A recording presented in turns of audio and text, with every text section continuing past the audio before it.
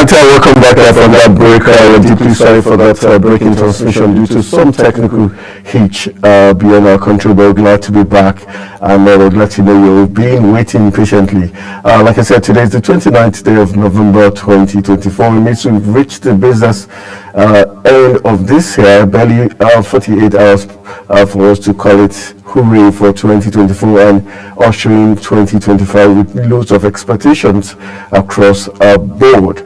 Already last week been a very eventful week with loads of stories making the rounds across Africa's biggest black nation, Nigeria. Last week was where we heard the continuous accusation by Niger Republic military leadership in the person of Abdulrahmani Atiani, accusing Nigeria of being funded by the French government to destabilize the Niger Republic. And thankfully, the ECOWAS body, talking about the Economic Community of West African States, rose up in defense of Nigeria, says Nigeria has done a lot in terms of protecting not just the West African region, but the African continent and Europe, where it sent its military force to go queer uprisings and military takeovers in those various countries. And as such, Nigeria cannot be perceived or accused of doing the same thing she is willfully against, talking about supporting democracy. Also last week we did get the report, even though it's still controversial and conflicting, on the part of the Sokoto state government. It alleges that the Nigerian Air Force military did kill 10 persons in 2 communities in Silami community, where it was alleged that the Air Force did try in its bid to neutralize the Lakakua terrorist group, mistakenly killed 10 other innocent citizens. But the Nigerian army has come out to say no, that's not the case. Whoever that was with those alleged elements at that time when that strike occurred were obviously part of them, and thus the right people were eliminated. So it remains to be seen in the coming days. But we did hear Mr. Vice President last night come out publicly to apologize to the people of Sokoto State for the mistaken killing of 10 of their people. Also, very interesting news played out in the course of the week as regards Dele Farotimi's release after 20 days in custody, and now he made some still very bold statements saying he had never accused anybody wrongly in his life. And some reports reaching talks about the issue of the one particular case in particular where concerns the Supreme Court, where it did make a pronouncement as regards a case where it had to do with lands that amounted to about 500 in Lagos, and at the end it was whittled down to just 10, and that was one of the references that Dele Farotimi did mention in his books that led to all this long drama we've seen thus far. So the big question is, how could a case that had to do with 500 plot of lands turn out to become 10 all of a sudden? And so it still remains some questions to be answered. So these and other issues that played up in the course of the week, not forgetting the global scene where alleged 14 interior troops of the new Syrian government were ambushed in southern western part of Syria, and were killed by those army loyal to Assad, the ousted Syrian president. So those are some of the issues that are played out, and not forgetting the fact that Vladimir Putin did the unthinkable, despite him, the world knowing him as the hard man, did the unthinkable when on Christmas Day, drones, missiles were fired into Ukraine, and it was targeted at the energy infrastructure of Ukraine, which led to the people of Ukraine not being able to use their heaters despite the winter, and so did cause a lot of discomfort for the Ukrainians. And we got Volodymyr Zelensky, the president of Ukraine, putting down the action of Vladimir Putin. Well, these are some of the highlights of issues that played out in the course of the week. So today marks a new beginning, a new week, and we're hoping this week is going to be more exciting with better news across the world for peace.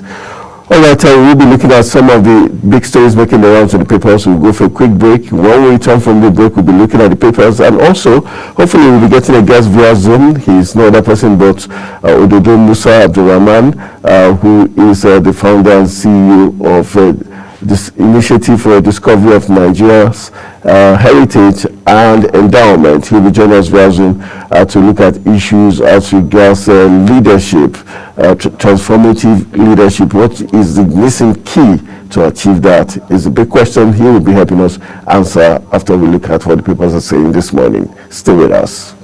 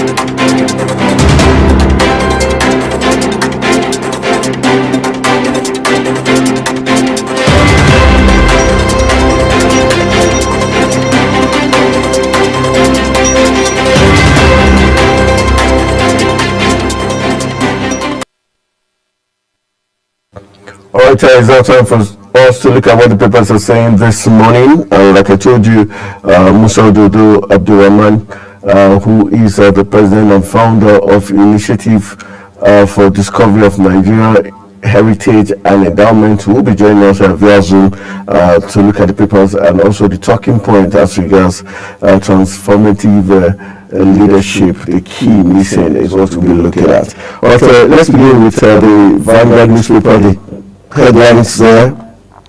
Hashtag end bad governance, protest echo as 30 days confab fails to hold 3 months after.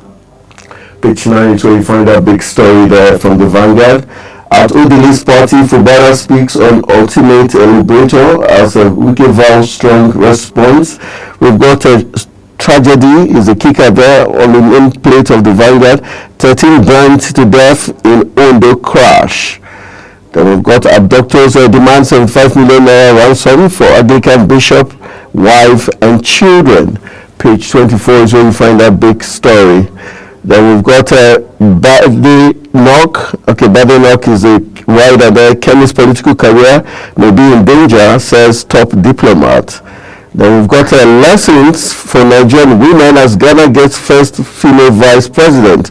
Page 26 is where you find details of that interesting story to know who the vice president is. From the Sunday Vanguard, let's move on to the Punch. We've got the Sunday Punch up for review. It has a very strong headline there from the Sunday Punch. Nigeria face-off is the rider. 45 borders against external threats. Retired generals, ex-envoys tell federal government. 45 borders against external threats. Retired generals and ex-envoys tell federal government. Page 33 and 34 is where you find that big story. We've got Nigeria and Niger need each other to fight insecurity, says NIA DG. 2027 is the kicker. Political movement spread as a big weeks plot Tinubu's ouster. Page 9 is where you get a big story. I'm still looking at stories from the Point, the headlines, following multiple explosions. From multiple explosions to tragic stampede, 20 dominant events of 2024. Then we've got other headline stories. Fuel subsidy removal created more problems, NLC tells president. On page 2 where you get the details of that story. APC and opposition differ on calls to end defections. APC and opposition differ on calls to end defections. Page 4 is where you get that big story. Why Oyo hasn't chosen new Alafi, 92-year-old ex-senator speaks on page 35.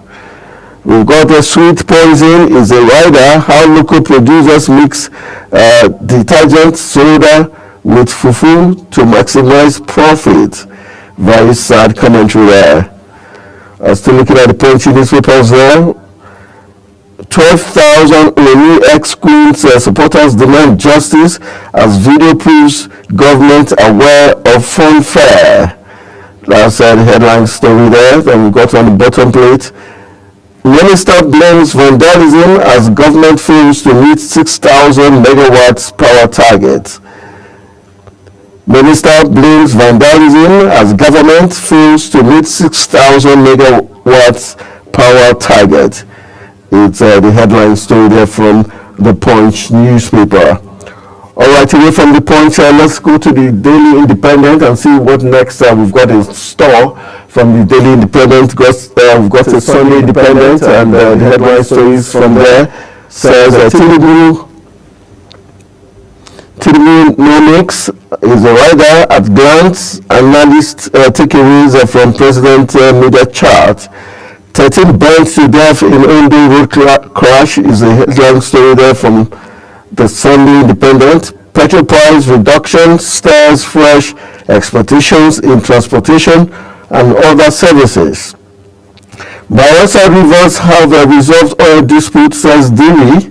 We need each other, says Fubara. You make me stronger every day, Fubara tells his supporters. Those are some of the headline stories there. And on top of the nameplate, we've got Nigeria now more vulnerable to foreign manipulations, says Onovo. Nigeria now more vulnerable to foreign manipulations. Page 20 is where you get details of that story. Nigeria can manufacture family planning products by 2030, says Dubé. Page 26 is where you get that story. And very sad commentary coming, says Anglican Church cleric is the rider, wife, 2 children abducted in Ondo. Abductors demand 75 million naira ransom. We are working to rescue them, says Amotekun. And then we got troops neutralize IPOB ESN terrorists, recover weapons in Imo. Page 4 is where you get that picture, that story there from the Sunday Independent. And we've got the Nation's newspaper next. The Nation's newspaper, we've got tax bills is the kicker, government stakeholders in high wire consultation. Tax bills is the rider, government stakeholders in high wire consultations is one of the headline story. Then we've got North communities and traditional rulers debunk Niger president's allegations that on the part of the communities in Nigeria there. Then we've got Sokoto airstrikes. We are sorry, dismayed by casualties. Shetima talking about the federal government being sorry for the mistaken identity and killing of 10 persons in Sokoto communities. All right, let's look at other headlines coming from the Nation's newspaper. Kidnapped Anglican priest family regain freedom. That's good news there, coming from page 8 of the Nation's newspaper. Defilement, Lagos heads for Supreme Court over doctors' acquittal. Defilement is the rider. Lagos heads for Supreme Court over doctors' acquittal is the headline story there. 13 born to death in Ondo accidents is another headline story. They have very sad commentary. And tax bills is the kicker there. Governors, stakeholders in high wire consultations is the headline story. Then we've got North communities, traditional rulers debunk Niger president's allegations. All right, we've taken that story already. So those are some of the big stories from the Nation's newspaper. Moving up, we've got looked at the Vanguard. Let's look at the Sunday Times.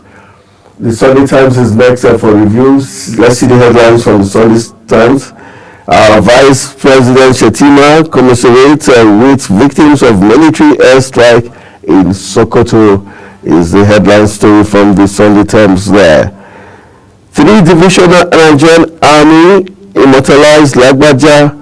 3 divisional Nigerian Army immortalized Lagbaja is the headline story there. Tiwa Savage announces plans to quit music is one headline story there from entertainment lovers. That should be news for them. Then we've got Wike 6 Rivers funds for presidential ambition, Seda Ige speaking. Wike 6 Rivers funds for presidential ambition, Seda Ige speaking there, accusing the FCT minister of wanting the funds of Rivers to float his ambition of being the president of Nigeria. All right, let's move on to other headline stories. We've got 2027 is the kicker there. It says Umahi backs Nwofuru's second term bid. Umahi backs Nwofuru's second term bid is the headline story there, coming from the Sunday Times. And let's move on. Other headline stories there making the rounds. Nigeria, China strengthening ties with a 3.28 trillion naira currency swap deal. Big story there. Nigeria, China strengthening ties with 3.28 trillion naira currency swap deal. That's a big one there between both countries. Let's see what is going to come out of it. So those are some of the headline stories we have from the papers that we've got. The Vanguard, which had the big stories concerning abduction and demand for ransom of 75 million of an Anglican bishop. I also told you that I told the list, that's talking about the Rivers crisis. I told the list party, Fubara speaks of the ultimate liberator as a Wike vows a stronger response. Then the hashtag bad governance protest echoes as 30 days confab fails to hold 3 months after. So the big question is, was the government making those pronouncements just to quell the tension in the land, but with no obvious sincerity to hold such an event? So that's a big question Mr. President and his team would have to answer. Then we've got a bad luck Kemi political career may be over, says a top diplomat. Why would it be over? Is it as regards the issues she had with Nigeria as regards her comment or not?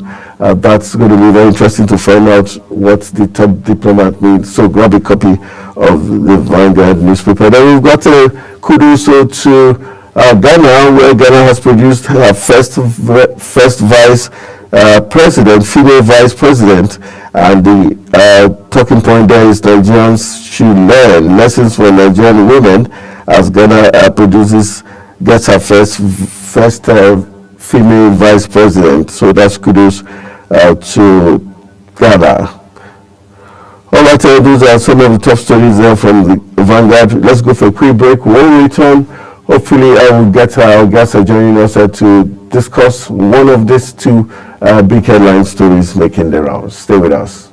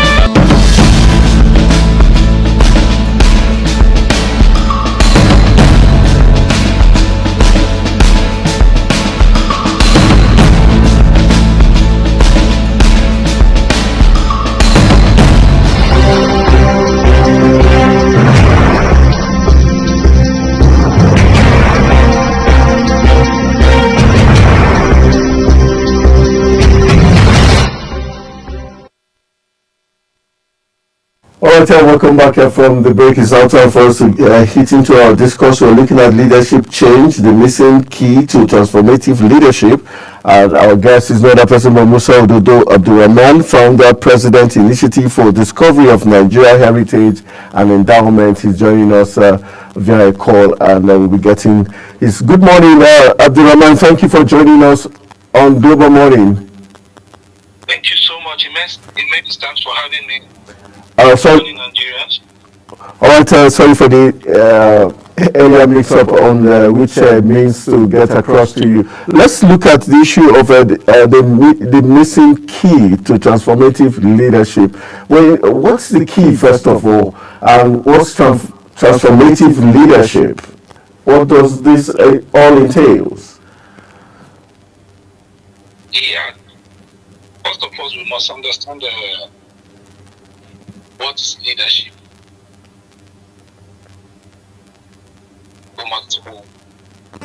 Hello? Yeah, we can hear you. Yes, we must understand what is leadership first.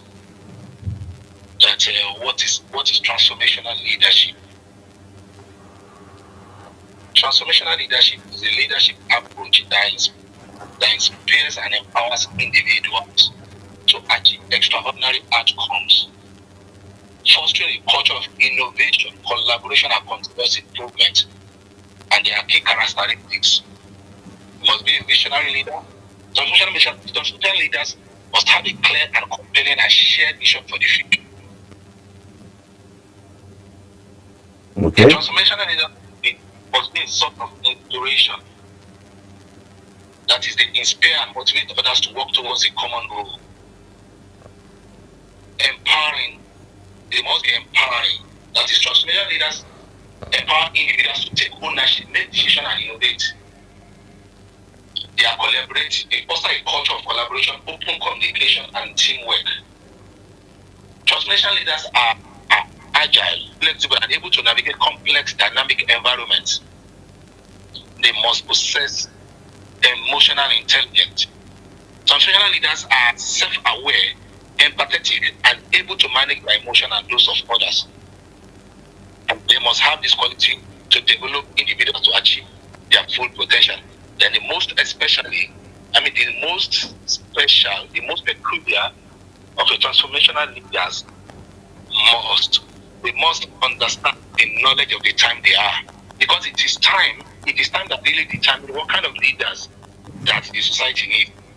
So a leader must, away from all these great qualities, must understand the knowledge of the times they are.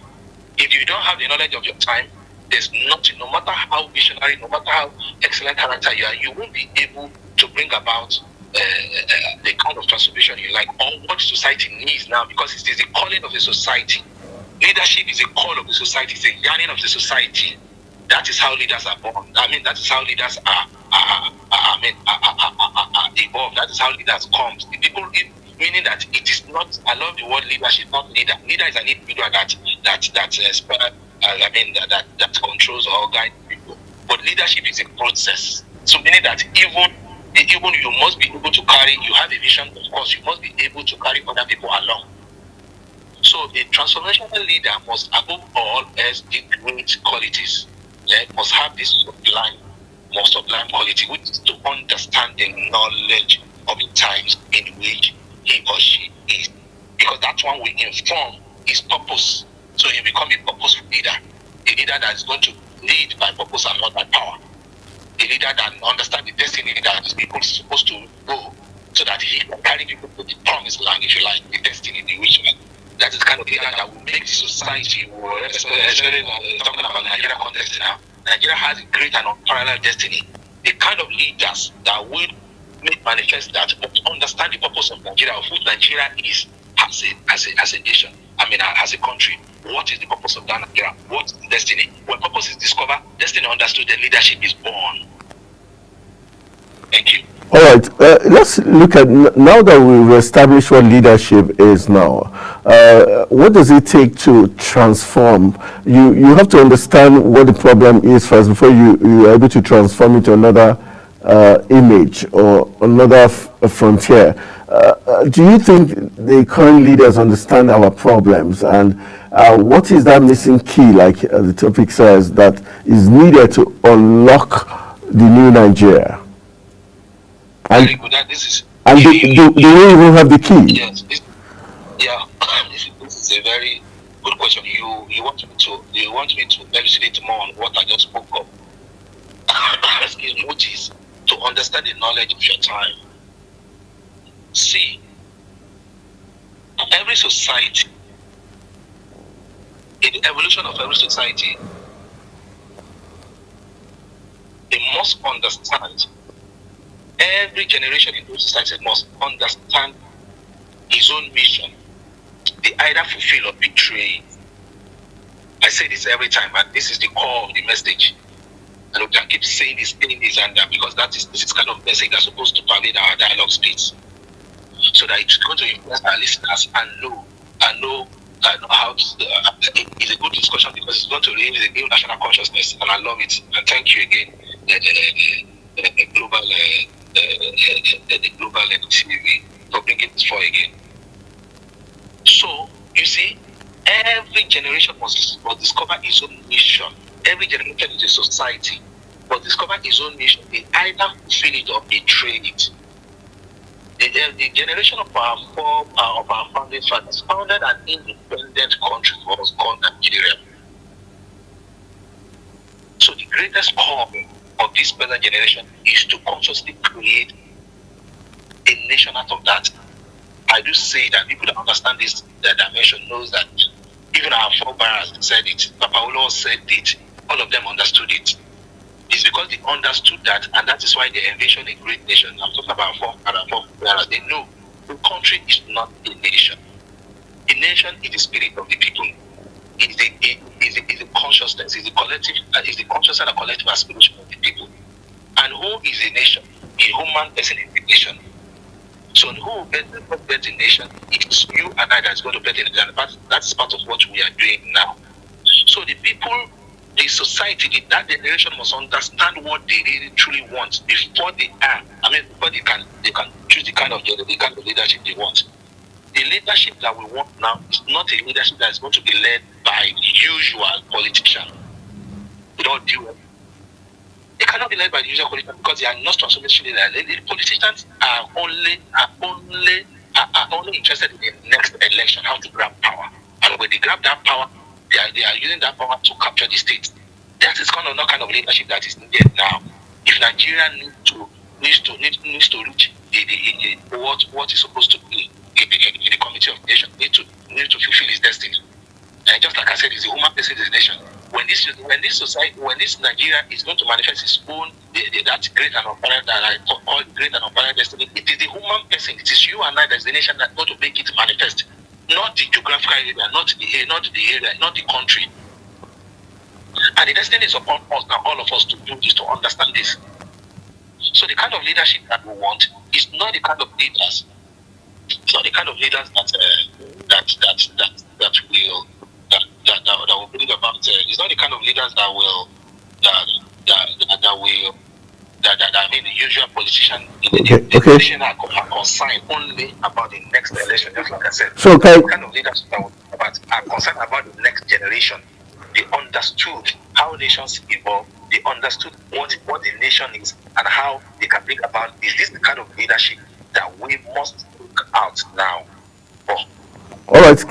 Can we safely say we need radical leaders as the way it stands now for Nigeria to turn a new leaf? We need radical leaders who are thinking outside the box and who are ready to change, to confront the normal and tweak it. And do you see this form of leaders in the 6 geopolitical zones, and how important is it that we have such leaders strategically in this 6 geopolitical zone to make a very deep incursion and change? Yes, I don't know what you mean by radical, but what probably you are talking about the transformative leaders. Yes, I think I'm better off that word. Yes, that is kind of leadership we need. Transformative leaders that understand the knowledge of now, what Nigeria really needs to now. So Nigeria is at the pinnacle of the most significant revolutionary transition.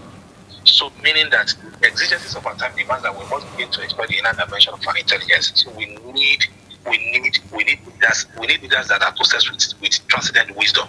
We need leaders that understand the knowledge of now that I'm talking about, and we need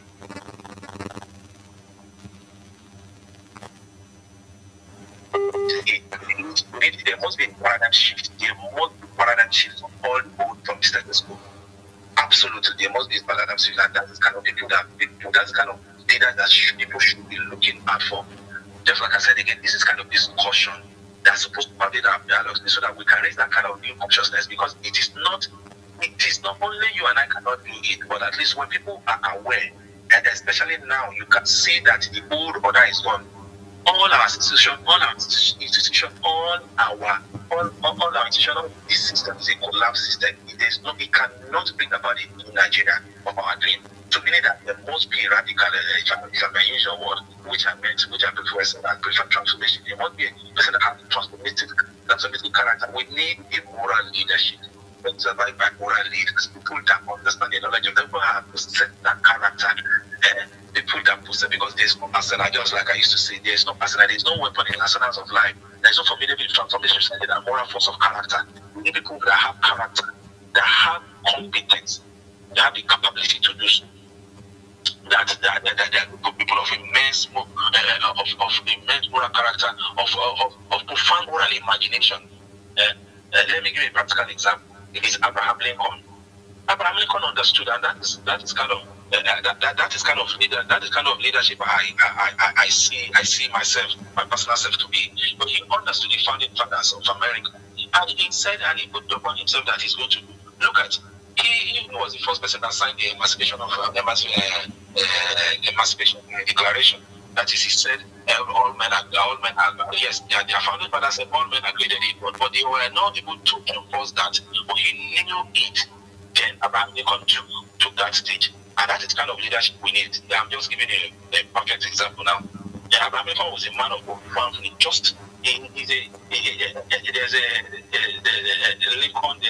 There's one scholar, Abraham Lincoln scholar, William Lee Miller. He said Lincoln was I'm quoting him now. He said Abraham Lincoln is the greatest of all interpreters of American moral meaning. So meaning that a nation must have a moral meaning. We don't even have a moral. Nigeria does not even have a moral meaning. What is directing Nigeria? The problem of Nigeria is very, very peculiar, because the founding fathers, they envisioned a great nation, but they were not able to establish it to that level that will take our nation will take over from them. So meaning that we need somebody that understood the knowledge of those men, what they envision. And then you always heard about the dream of our founders. And I do ask myself, who is going to make this dream manifest now? Everybody say the dream of our founding fathers. What are the dreams? What are the dreams of our founding fathers of this nation? And who understood that dream that will make it manifest? And that is why a person like me, I have been about it for over 30 years of my life, understanding what God has, why God created Nigeria, what do these founding fathers the vision. And I see myself as an interpreter, just like I said, Abraham Lincoln is an interpreter, as an interpreter of that great dream. I see myself as a fulfillment of that kind of leadership by God's grace. Of course, not only me. There are many other people in Nigeria like that we must create this kind of awareness and consciousness so that we can be aware. We must begin to talk more about this so that people will know that this set of, with all due respect, the exception among the very few, the set of politicians that are here and they are concerned about next power, and power not necessarily govern human being who can see all civilization, all society. You need transcendent wisdom to give direct meaning to power, and that's kind of that is my philosophy. Bringing wisdom to power. We must bring. It's not my own personal philosophy. Anyway, it's a philosophy. It's an old as time that God do not just power. When He give moral power to people, people must misuse it and ensure they will turn that society again to rumbles, just like we are seeing in our country now. So we need people that possess that transcendent wisdom, that can bring wisdom to power, and we have them all. Just like you said, we have them all.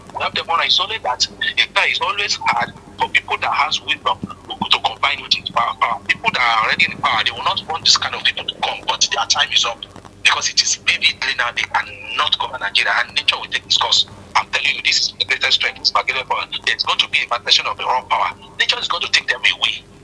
Yes, people like us don't have anything, maybe money or that, but they will know what is, because it's very, very obvious that we cannot move further as a people.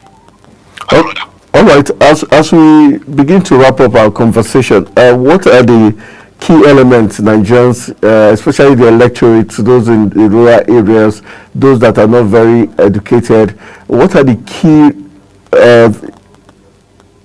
factors they should be looking at, and what should they be doing going forward now as a way of supporting this new movement of a new Nigeria, of getting a transformative leadership? Because as you lead, you also need followership.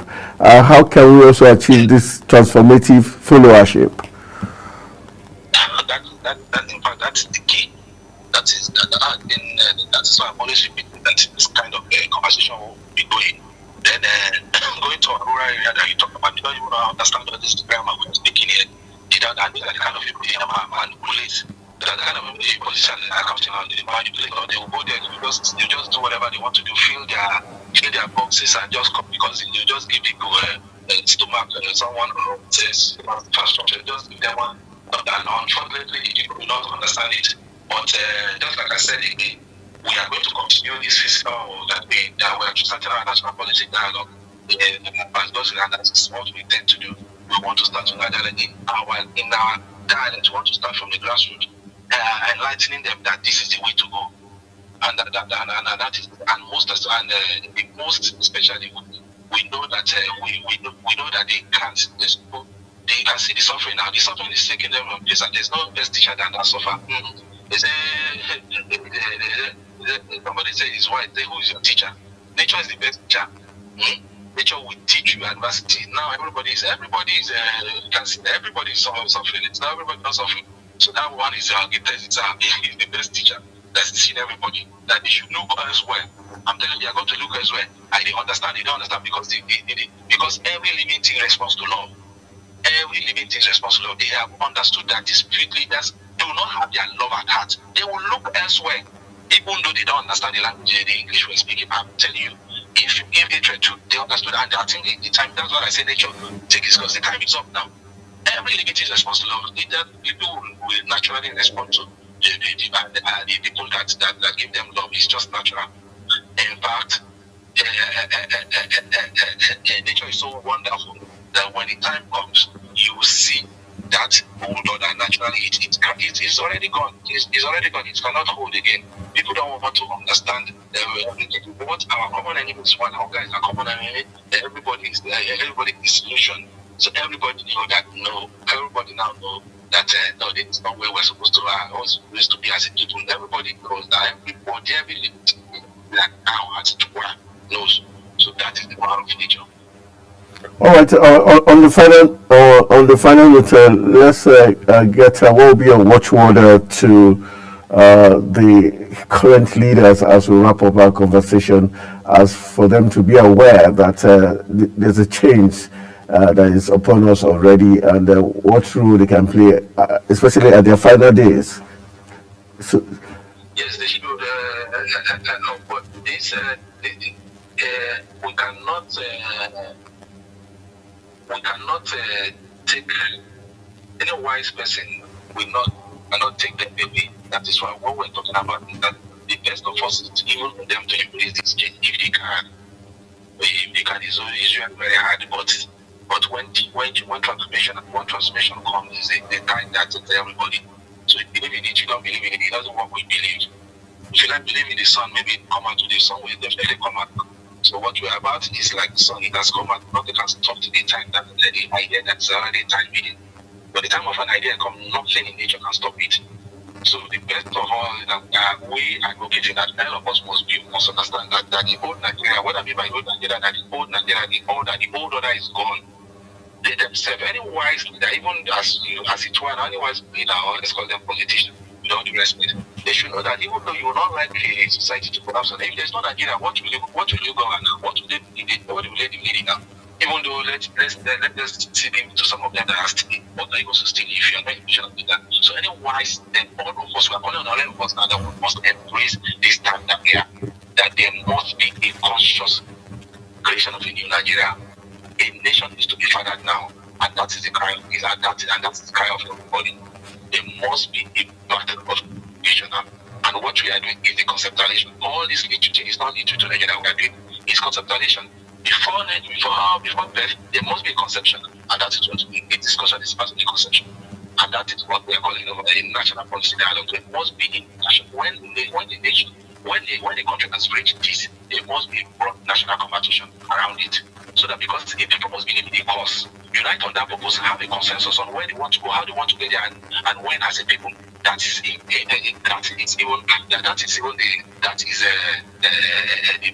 essence of public policy now. Because when you bring up public policy, people must invite that policy, they must become that policy before to see the light of the day. And that is the essence of what we are doing. It's a call that we are calling on everybody. I told you in one of my I said we have been written to Mr. President who has given him the great sense of politics and nature and stream of that. He can father a leader. He can father a nation. He has the capacity to be able in him. That is it. We're not saying that it's one person. It's not us. It's not we against them. It's not anybody against them. It is a transmission that everybody must key into because that is the call of now. My brother. And nothing can stop it. The new Nigeria is unstoppable. It's unstoppable. It has come. Because person like me, we are an embodiment of new Nigeria. It has come. It's living. All right. Just to add to what you're saying, one of the big stories in the papers this morning says lessons for Nigerian women. Ghana gets its first female vice president. Is that the kind of change we're also talking about? What do you say? One of the big stories in the papers this morning is the fact that Ghana has gotten its first vice president, a female. Yes. And, yeah, go ahead. Is that another form of transformative leadership where certain persons get the opportunity to also contribute their own quota in terms of leadership? That doesn't necessarily translate to transformation. Transformation leadership does not depend on gender. It depends on individuals. It depends on when you say transformation leadership, there's a person let me tell you, my brother. Let's talk briefly about this. What is called leadership. A leader, it is unanimous. It is unanimous among from all ages, people of wisdom and understanding. Unanimous on this view that only those who are masters of themselves become masters of others. Meaning that leadership starts from within, from you. If you cannot lead yourself aright, what can you necessarily lead? Leadership, the kind of leadership we're talking about, transformational leadership, is people that have cultivated,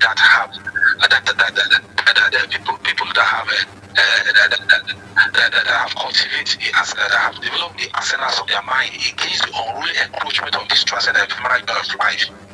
Those that have that competence, they have that knowledge they have that capacity to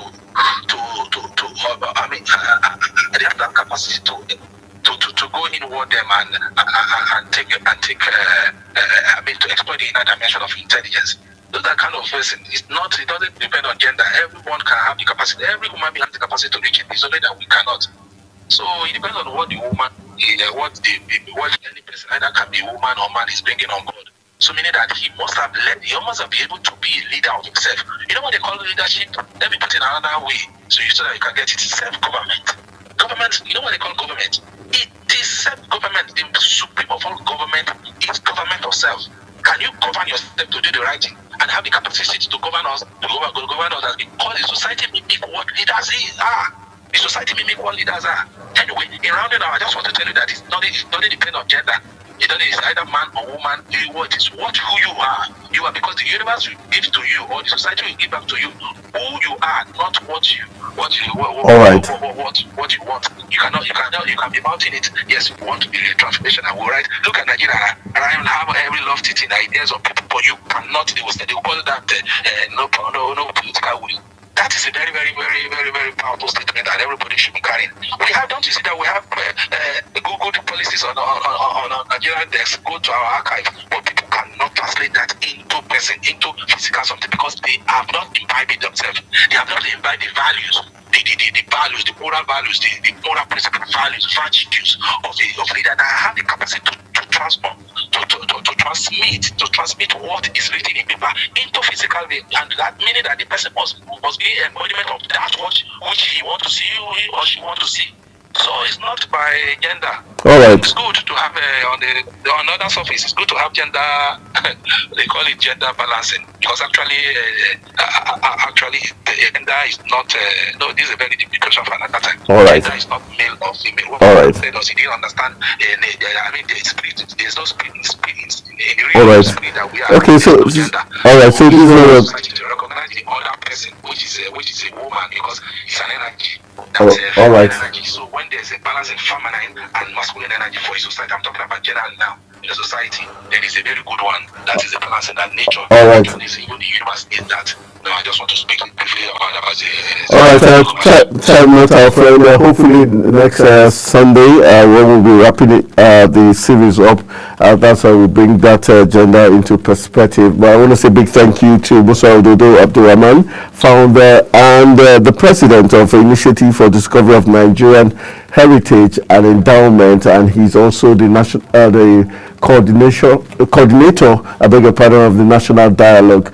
Thank you very much for joining us this morning, and thank you for the expose on transformative leadership, and hopefully next week we'll be wrapping up this series. Thank you so much. Thank you so much. It's a pleasure always. Thank you, and God bless you. God bless Global TV. God bless Nigeria. All right, so that's how we call it a wrap on the Global Morning Breakfast Show this morning, the 29th day of December 2024. And my name remains Anthony Momodi, saying thank you for being part of this morning. Wishing you the very best of today and the week ahead. Good morning.